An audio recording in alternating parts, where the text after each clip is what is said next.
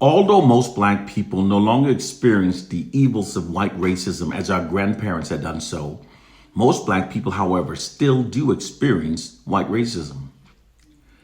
When the more blatant white racist systems used in the past for maintaining white social dominance and control over the black population became no longer socially acceptable with the changing times and resulted in unprecedented unified black protests, white oppressive forces did not abandon the practice. They instead developed more covert methods for subjugating and controlling black people. Unlike the past blatant Jim Crow segregation systems that black people could easily recognize and therefore unify ourselves against and develop counter strategies to overcome, today's current white racist systems are not easily recognized nor easily comprehended by their black victims. The methods used today are so sophisticated that they allow white oppressive forces to continue their subjugation of black people without any black resistance. It literally allows white oppressive forces to continue being our worst enemies while simultaneously manipulating black people to perceive ourselves as being our own worst enemies. Therefore, rather than unifying ourselves against them, we instead fight amongst ourselves to the benefit of the white oppressors. Creating covert systems for continuing their subjugations of black people was a logical choice. White racism always works best when the black victims no longer recognize just how it works. Black liberation will only be possible when black people recognizes these modern racist systems that are being deployed against us and then develop counter strategies to overcome them. What is supreme important in a war is to learn the enemy's strategies and then attack those strategies. That's Sun Tzu, the art of war. This is why those of us who knows the truth must teach. African proverb. We must teach the truth even though millions of our people have been brainwashed to hate those of us who tell the truth. The truth is, in response to the 1960s unprecedented unified black protest, white social scientists that were hired by the Kerner Commission to thoroughly study the African American population. They were hired and their mission was to determine our greatest strength and then attack it unrelentingly, and to determine our most exploitable weakness and then exploit it unrelentingly. They determined that black unity was our greatest strength. They now attack it unrelentingly with their media propaganda campaigns that keeps us perpetually believing the fraudulent worst narratives about ourselves. Doing so divides us, creates black self-loathing, and shifts black collective aggressions away from the white society and redirects it against ourselves. It also attacks the core foundation of what bonds us as a people, and we can then be ruled over forever. They also determined that the most exploitable weakness held by African Americans was the fact that we were stripped of our true identity and culture during the enslavement of our ancestors. This fact makes us more susceptible to negative media social engineering. Negative media social engineering is when people becomes those false derogatory media depictions of themselves that they've accepted as being their reality. And people that have been stripped of their true identity and culture are more susceptible to negative media social engineering. Because white oppressive forces controls how black people are depicted within all mainstream media platforms, it's actually them that are telling us how we're supposed to act and dress and even how we're supposed to talk.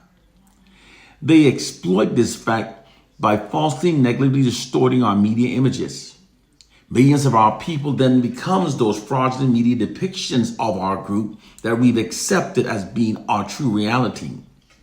Through this negative media social engineering process, white oppressive forces covertly negatively steer black culture. It's the true reason why millions of us now self-identify by the N-word, sags our pants, glorifies pimps, and believe that speaking Ebonics It's how black people are naturally supposed to speak. What oppressive forces are waging a covert war against us that most don't understand? This is why those of us who know the truth must teach. In 1967, white social scientists were hired by the Kerner Commission to study the African American population. Okay, again, their mission was to determine the reason for that decade's unprecedented unified black protest. They determined that one of the several aggravating factors was blatant white racism. This revelation that blatant white racism was a core problem resulted in white oppressive forces abandoning their blatant Jim Crow segregation systems and developing more covert ways of harming us. Because when people are unaware of a harm that confronts them, they'll take no actions to remove themselves from the harm. Case in point.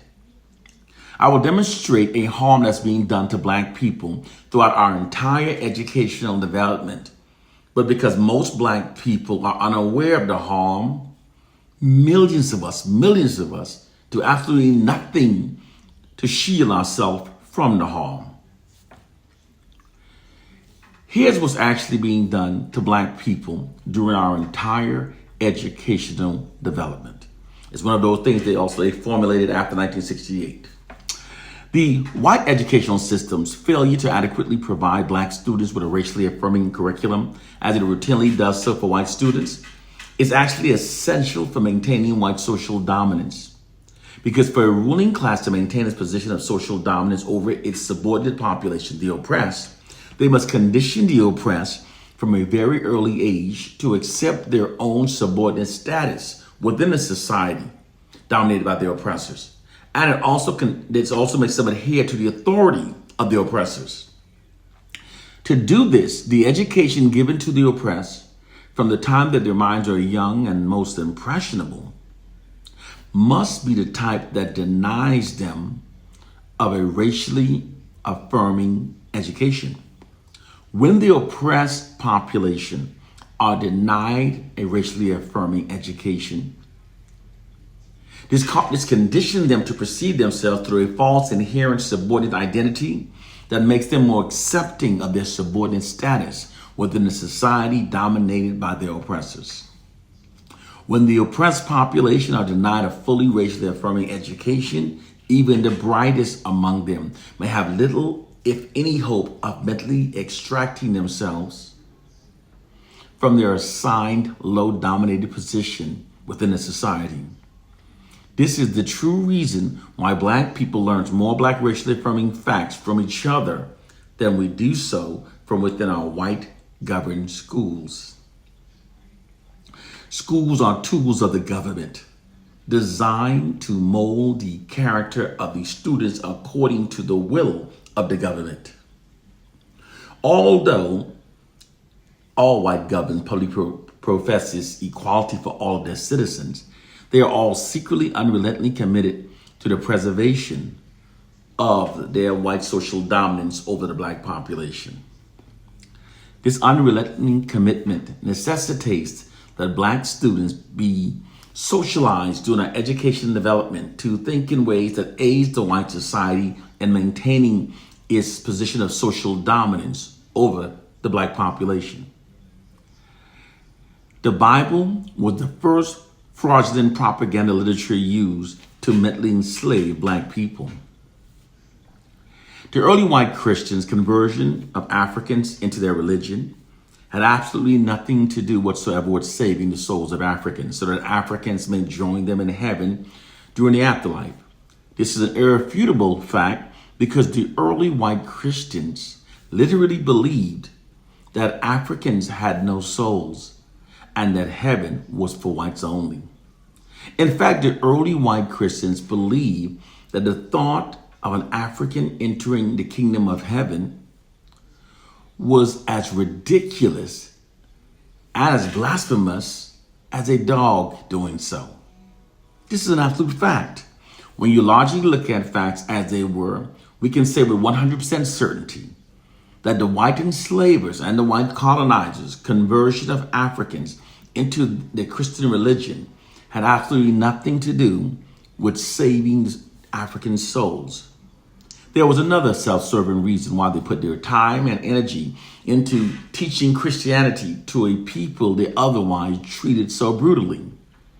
The self-serving reason was to indoctrinate the belief of a white God into their subconscious minds. When the Africans were taught to believe that God is white, this creates a profound adoration towards whiteness within their minds. This profound adoration towards whiteness is then transferred and transposed upon white people. This subconsciously happens without many of the Africans even realizing it. This made the Africans more subservient towards their white colonizers and enslavers. This made the colonizing of Africans much easier, and it made Africans into more loyal slaves for white people. The effects of that brainwashing scheme, originally implemented more than 400 years ago, has been left uncorrected and unremoved for many generations. Furthermore, through Christianity, millions of black people have been brainwashed to believe that all the wrongs that the white society has done to our ancestors throughout history have been washed away clean by the blood of a fictional Jesus.